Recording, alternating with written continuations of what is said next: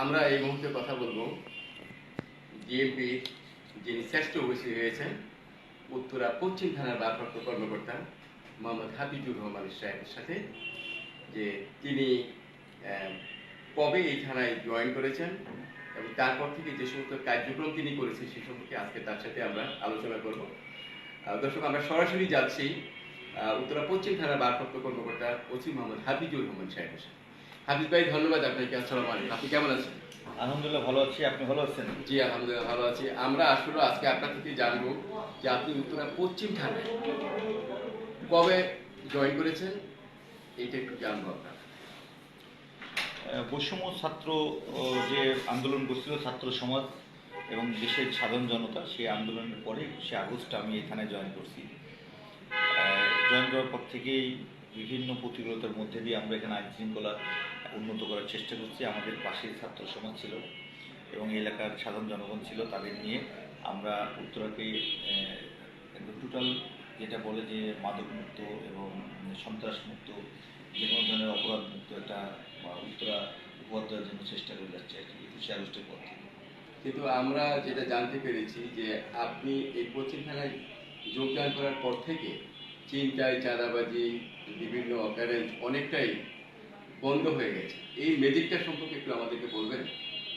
বন্ধ হয়ে গেছে একদম পুরোপুরি হয় নাই, কারণ ছিনতাই হচ্ছে। আমরা এর মধ্যে ইতিমধ্যেই আমরা গত 2 দিন অভিযান করে বেশ কয়েকজন ছিনতাইকারীকে আটক করছি এবং অনেকগুলো ছিনতাইয়ের ঘটনায় আমরা আলামত উদ্ধার করছি। এগুলো পরে ব্রিফিং আকারে আমরা আমাদের ডিএমপি থেকে জানানো হবে।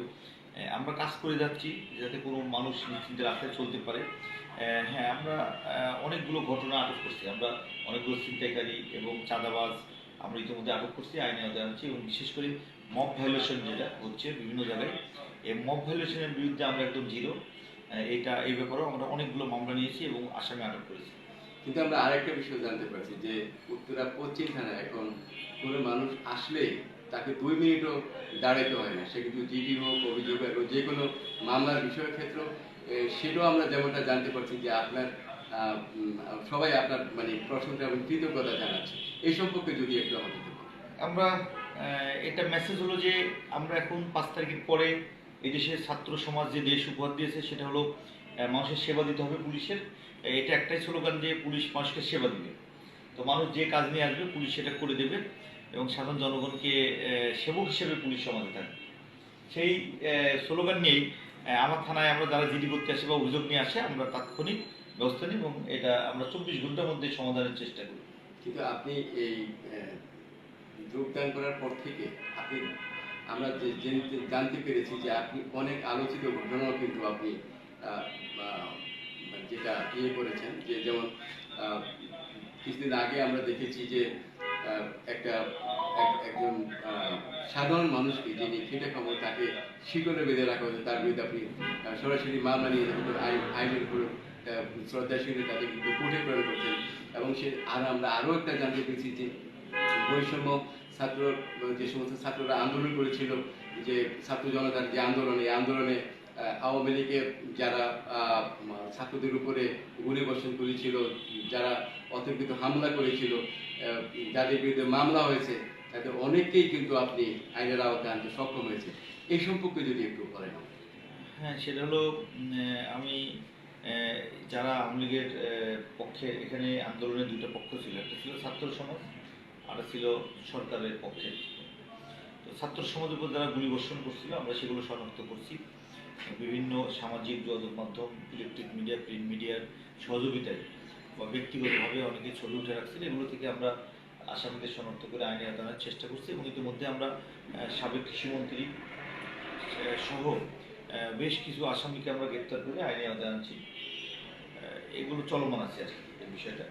আমি সর্বশেষ প্রশ্ন যেটা হচ্ছে যে আপনাকে ডিএমপি থেকে শ্রেষ্ঠ ওসি নির্বাচিত করেছি, আপনার অনুভূতিটা যদি একটু আমাদেরকে বলেন। আমি আসলে ওসি নয়, আমি এখানে একজন সেবক হয়ে আসছি জনগণের। তো সেই দৃষ্টিতে আমি দেখবেন আমি যাতে মানুষকে সেবা করতে পারি, আমি শ্রেষ্ঠ হওয়ার জন্য আসি নাই বা এখানে কোনো ওসি হিসেবেও আসি নাই। আমি উত্তরা থানার আন্ডারে যে জনগণ থাকে সেই জনগণকে প্রশাসনিকভাবে এবং তারা যাতে শান্তিতে ঘুমাতে পারে, নির্বিঘ্নে রাস্তায় চলাচল করতে পারে, এই মিশন নিয়ে আমি এখানে এসেছি। আমি আসলে শ্রেষ্ঠত্ব করার জন্য আসি নাই, কোনো কারণে আমি শুধু জনগণকে সেবা করতে এসেছি। জনগণের একটা মেসেজ যে আপনি এখানে যোগদান করার পর থেকে জনগণ কিন্তু খুব স্বস্তি বোধ করতেছে, এই সম্পর্কে যদি একটু বলেন। সেটা আপনারা বলবেন, আমরা কি করছি না করছি, আমাদের যে পুলিশের সেট আপ আছে, আমার মাননীয় পুলিশ কমিশনার মহোদয় সহ আমাদের যে সেট আপ আছে, সেই সেট আপ আপনাদের সাধারণ জনগণকে মনের যে প্রতিফলন দীর্ঘদিনের যে পুলিশ বন্ধুত্ব হিসেবে কাজ করবে, আমরা যদি সেগুলো করতে পারি, এটা জাজমেন্ট জনগণ দেবে। এই জাজমেন্ট আমি কোনো বিষয় বলবো না। সর্বশেষ প্রশ্ন হাফিজ ভাই, যেটা হচ্ছে যে উত্তরাবাসীর জন্য আপনার মেসেজ কি? এটা উত্তরবাসীর জন্য মেসেজ হলো দুইটা। একটা মেসেজ হলো সাধারণ জনগণ যারা আছেন তাদের সন্তানরা পড়াশোনার পাশাপাশি কোথায় যাচ্ছে, কার সঙ্গে মিশছে, তাদের বন্ধুকে, এই বিষয়গুলো প্রত্যেকটা গার্ডিয়ান চিন্তা করতে হবে যে তার সন্তান সঠিক জায়গায় যাচ্ছে কিনা, সঠিক মানুষের সাথে চলছে কিনা, বন্ধুত্ব সঠিক জায়গায় করছে কিনা, এইটা একটা বিষয়। আরেকটা বিষয় ছিল, সেটা হলো সবার প্রতি আমার একটাই অনুরোধ, কেউ আইন হাতে উঠে নেবেন না। আমরা আছি, আমাদের কাছে বলেন, আমরা সর্বোচ্চ চেষ্টা করব আপনাদের আইনগত সহায়তা করার জন্য।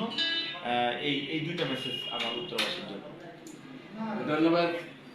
যখন আমরা আজকে উত্তরার সবচেয়ে সুনামধন্য ওসি উত্তর পশ্চিম থানা ভারপ্রাপ্ত কর্মকর্তা মোহাম্মদ হাফিজুর রহমানের সাথে আমরা তার সংক্ষিপ্ত আলোচনা, তার কৌশল সম্পর্কে আমরা জানলাম। তো আমরাও উত্তরাবাসীর কাছে আমাদের পরিষ্কার মেসেজ হচ্ছে যে আমরা সবাই উত্তরাবাসী, আমরা যারা উত্তরাতে বসবাস করি, আমার বা বিশেষ করে উত্তরাতে যারা বসবাস করে, সবার কাছে মেসেজ হচ্ছে যে আপনারা ওসি সাহেব যে কথাগুলো বলছে, আপনারা এই কথাগুলোকে অবশ্যই আপনাদের বিবেচনায় নেবেন। আরেকটা পাশাপাশি বিষয় হচ্ছে, আমরা যেটা ওসি সাহেব থেকে জানতে পেরেছি যে থানা উন্মুক্ত সবার জন্য, সেবা 100%। আপনাদের যে কোনো সমস্যা আপনারা সংশ্লিষ্ট থানায় চলে আসবেন। আপনাদেরকে সেবা প্রদানের জন্য বর্তমান সরকার এবং বর্তমান পুলিশ প্রধান এবং ডিএমপি কমিশনার এবং উত্তরা বিভাগে যিনি পুলিশ কমিশনার এবং উত্তরা থানা, যে কটি থানা আছে তার ভিতরে সব ওসি সাহেবরাই আপনাদের সর্বোচ্চ সেবা দেওয়ার জন্য প্রস্তুত।